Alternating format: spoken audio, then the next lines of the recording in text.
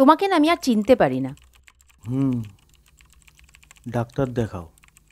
It could be a case of Alzheimer's. সবসময় না ইয়ার কি ভালো লাগে না জানো তো। কাল আমাদের ওয়েডিং অ্যানিভার্সারি ছিল। গিফট দেওয়া তো দূরের কথা, তুমি সামান্য উইশ পর্যন্ত করলে না। মনেই তো ছিল না, উইশ কি করে করব? কিভাবে বলছো দেখো, একটুও লজ্জা নেই। যাব বাবা, লজ্জা কেন করবে? সংসারের জেলে বন্দি হওয়ার দিন কেউ মনে রাখে? এতই যখন নিজেকে বন্দি বলে মনে হয়, আমায় ছেড়ে দিচ্ছ না কেন? এই এতক্ষণে একটা ভালো প্রশ্ন করেছ। আসলে ব্যাপারটা কি বলো তো, আমার অবস্থাটা না অনেকটা আফিম খোরের মতো। সে জানে যে আফিম শরীরের ক্ষতি করে, কিন্তু আবার আফিম ছাড়া থাকতেও পারে না। You are like a necessary evil. আদিক্ষেতা যত সব। শোনো না, একটা হেল্প করবে? কি? এই ফাইলটাতে কিছু ডেটা আছে, একটু রিড আউট করবে, তাহলে কাজটা তাড়াতাড়ি শেষ হয়ে যায়।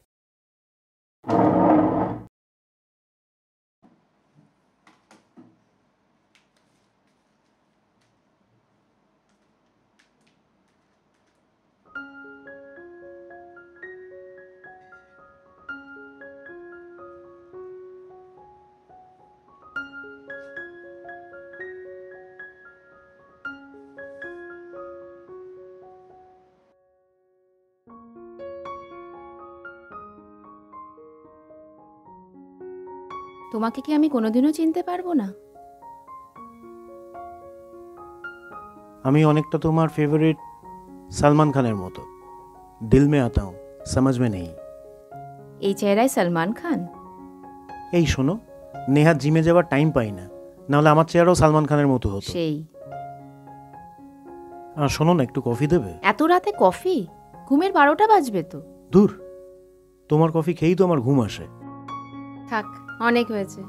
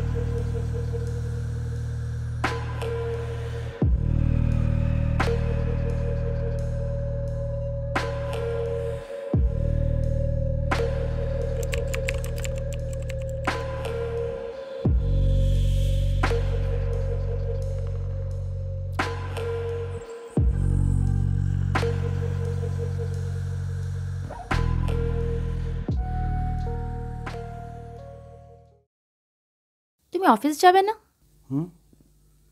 যাব, একটু দেরি করে যাব। আচ্ছা শোনো, এই কাগজগুলো একটু সাইন করে রেখো, আমি বেরোনোর সময় নিয়ে যাব।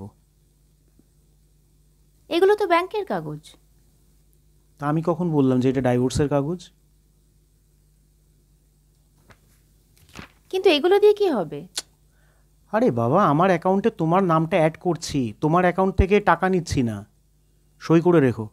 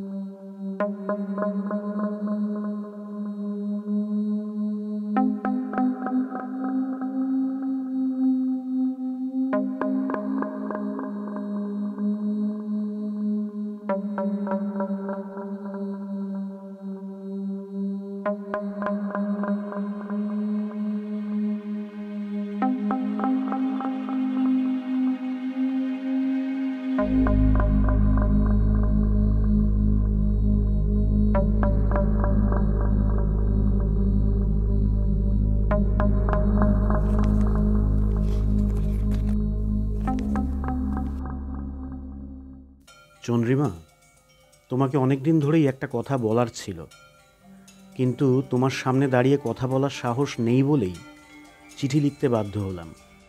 আমার জীবনে নতুন একজন এসেছে যার সাথে আমি বাকি জীবনটা কাটাতে চাই। আমি পরীর সাথেই অন্য রাজ্যে চলে যাচ্ছি, নতুন করে সব কিছু শুরু করতে। আইনি পথে হাঁটলে যে ব্যবস্থা করতে হতো সবই করে রেখেছি।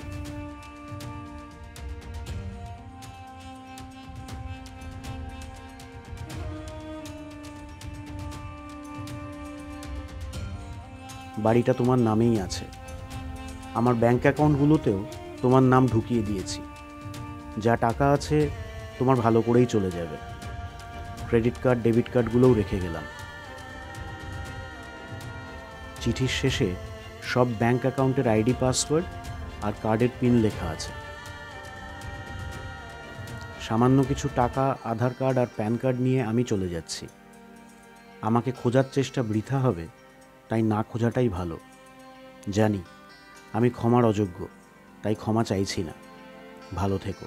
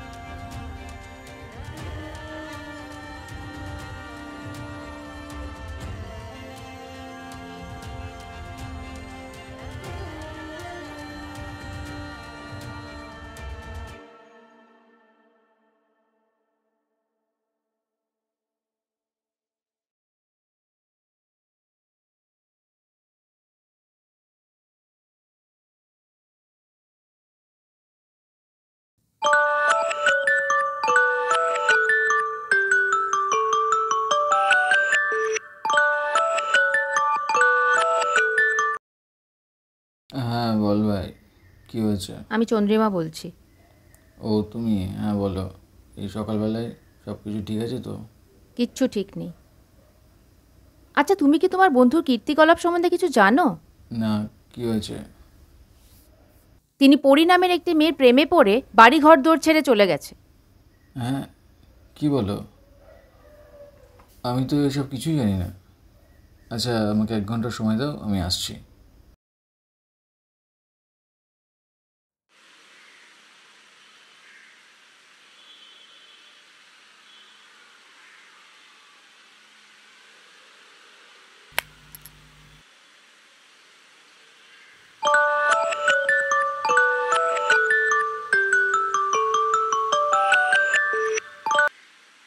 हेलो।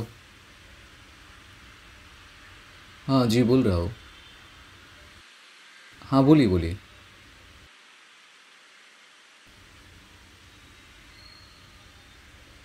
अच्छा, शुक्रिया।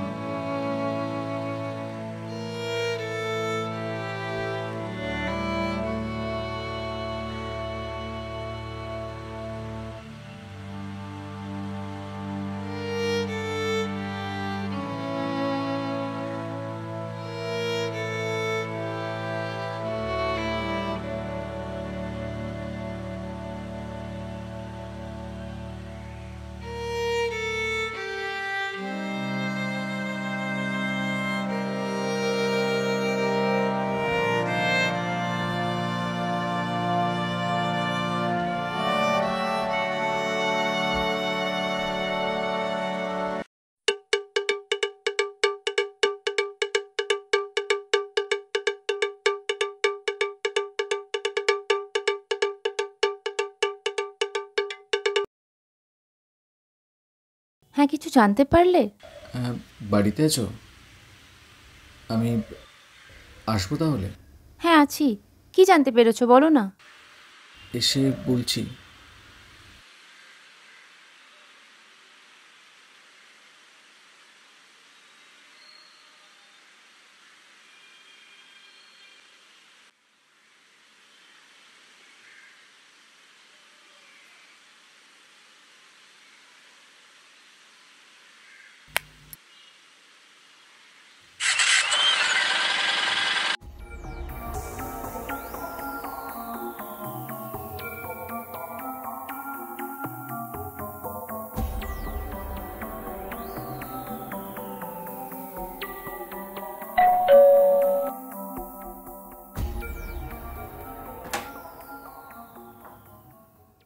কি জানতে পেরেছো? ভেতরে গিয়ে বলি। ও হ্যাঁ, সরি।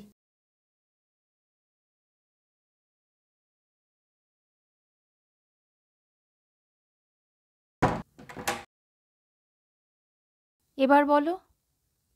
একটু জল দেবে প্লিজ? হ্যাঁ হ্যাঁ, দিচ্ছি।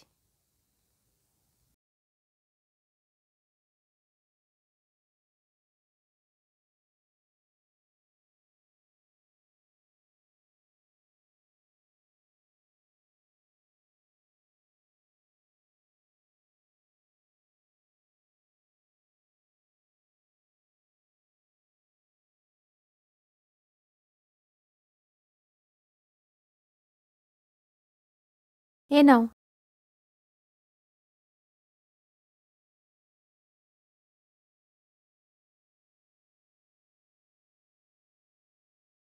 আর কত সাসপেন্স রাখবে পরিমলদা? এবার তো বলো।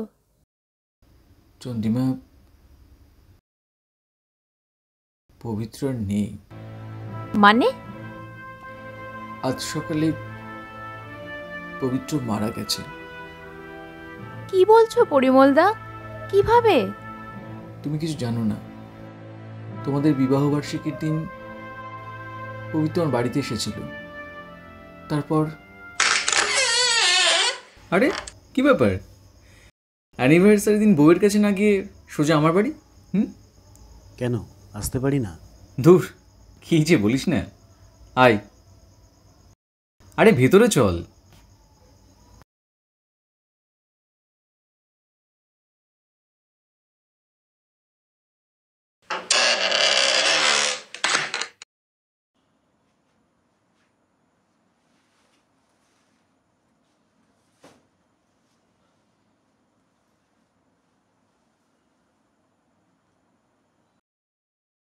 একই চেয়ারের অবস্থা করেছিস? শরীর ভালো নেই? না। ডাক্তার দেখিয়েছিস? ডাক্তারের কাছ থেকেই আসছি। কি বললো? ক্যান্সার। ওই আনন্দের রাজেশ খান্নার মতো? লিম্ফোসার্কোমা অফ দ্য ইন্টেস্টাইন? অনেকটা সেরকমই, তবে আমার ক্ষেত্রে সেটা লিভার। সত্যি তোর মাথা থেকে না নামলো সিনেমার ভূত, না গেল তোর এই ফালতু আর কি করা স্বভাব। দেখ,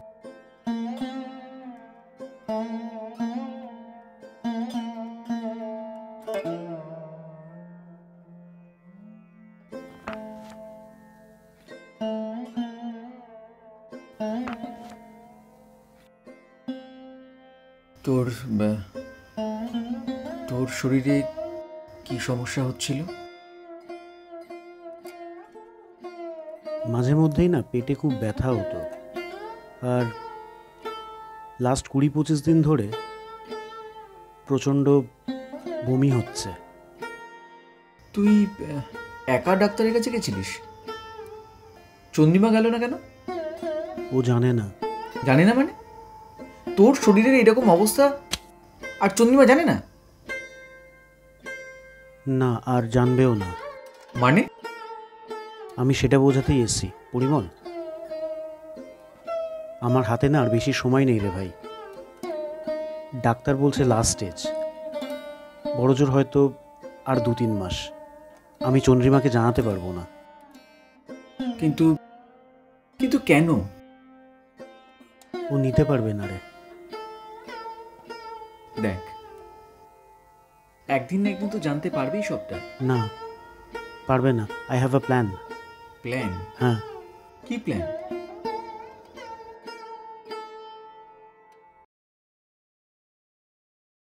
তুই এই সিম কার্ডটা তোর ফোনের সেকেন্ড সিমে স্লটে ঢোকাস।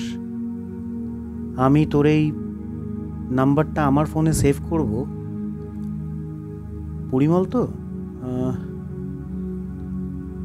পরি নাম দিয়ে তুই এআই ইউজ করে একটা সুন্দরী মেয়ের ছবি হোয়াটসঅ্যাপের প্রোফাইল পিকচারে সেট করিস। কি বলছিস উল্টোপাল্টা? শোন না। তারপরে একটা বিবাহিত পুরুষ তার প্রেমিকার সাথে যেভাবে চ্যাট করে, আমরা সারাদিন সেভাবে চ্যাট করব। কি উল্টোপাল্টা বলছিস বলতো? পরিমল, যে মরতে বসেছে না, সে আলতু ফালতু কথা বলে না রে ভাই।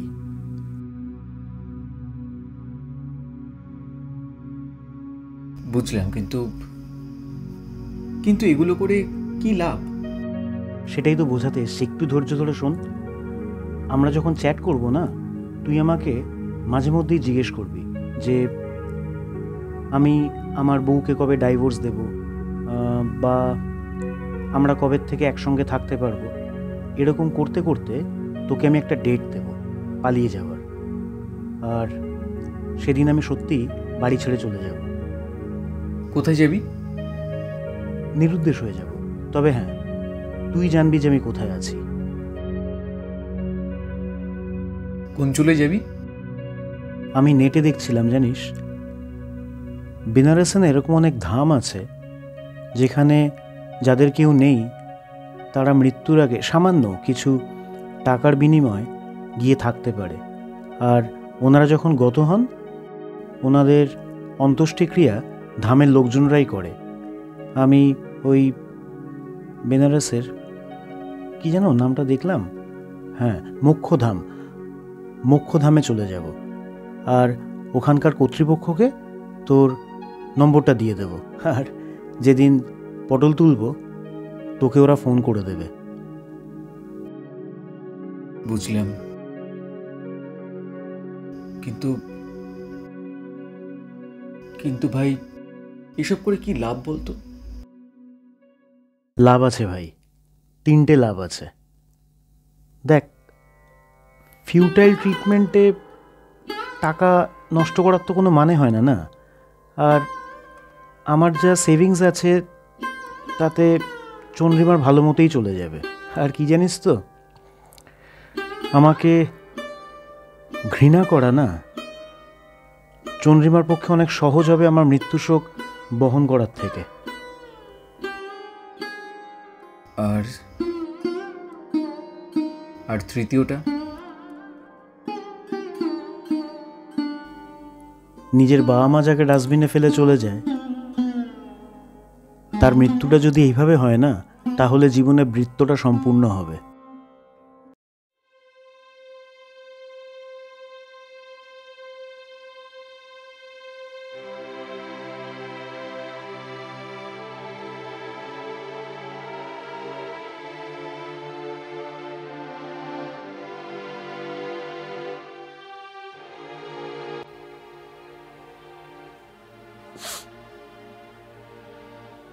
তা এতদিন কিছু না বলে আজ বলতে এলে কেন? আসলে অনাথ আশ্রমে বেড়ে ওঠা থেকে পবিত্র মৃত্যু অবধি ওই আমার সবচেয়ে ভালো বন্ধু ছিল। ওকে আমি কথা দিয়েছিলাম যে তোমাকে আমি কিচ্ছু জানাবো না, কিন্তু আজ ওর মৃত্যুর খবরটা পেয়ে মনে হলো তুমি ওকে সারাটা জীবন ভুল বুঝবে। এটা ওর প্রাপ্য নয়। তাই তাই ওকে দেওয়া কথাটা আজ ভেঙে দিলাম।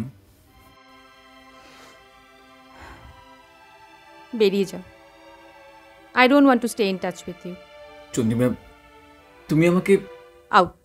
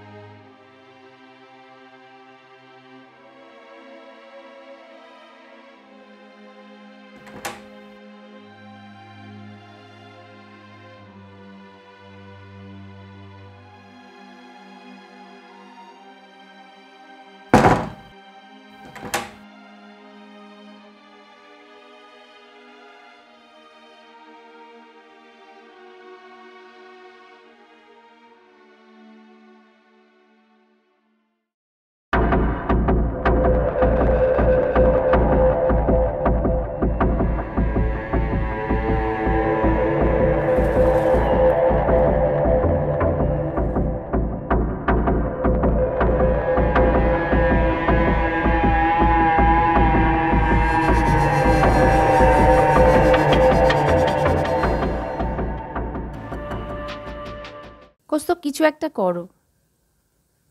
এই অনাথটার সাথে আমার আর থাকতে ইচ্ছে করে না। আমার বাবা যে কি দেখেছে ওর মধ্যে ভগবান জানে।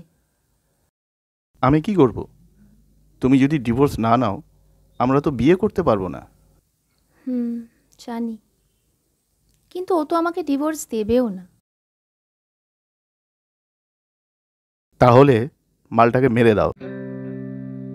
সেই তারপর আমি জেলের ভাত খাই। শোনো, ভালো আইডিয়াস না দিতে পারলে অন্তত ইয়ার্কিটা মেরো না প্লিজ। আরে বাবা, মাইক্রোবায়োলজিস্ট কবে আসবে কাজে তাহলে? মানে? দাঁড়াও, এসে বলছি।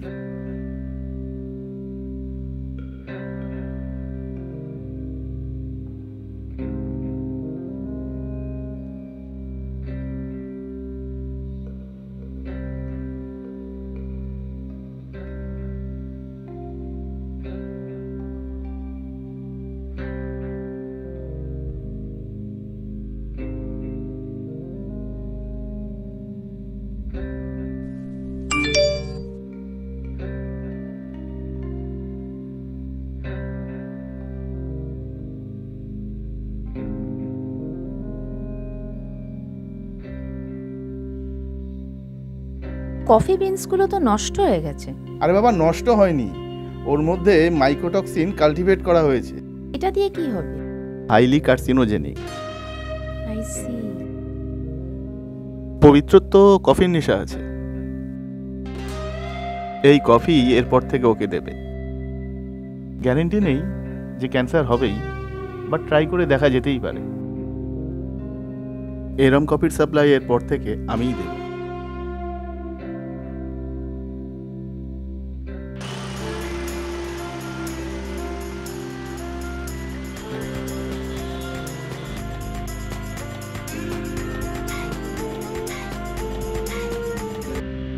হ্যালো। উই হ্যাভ ডান ইট। মানে কি হয়েছে? আপদটা মরেছে। কবে? কিভাবে? আজকেই মরেছে। তোমার দেওয়া মাইকোটক্সিন কাল্টিভেটেড কফি খাইয়ে ওর ক্যান্সার করিয়েছি। এবার তোমার পোস্টডক শেষ হলে we both can be together. নিজের বরকে মেরে একটু অনুশোচনা হচ্ছে না তোমার? Why would I repent? And we both had planned it together. ও, অন্য কারোর জন্য আমাকে মারবে না এর কি গ্যারেন্টি আছে? What nonsense! শোনো, আমি তোমার সাথে আর কোনো সম্পর্কে থাকতে চাই না। আমাকে এরপর থেকে কোনো ফোন বা টেক্সট তুমি করবে না। Hello hello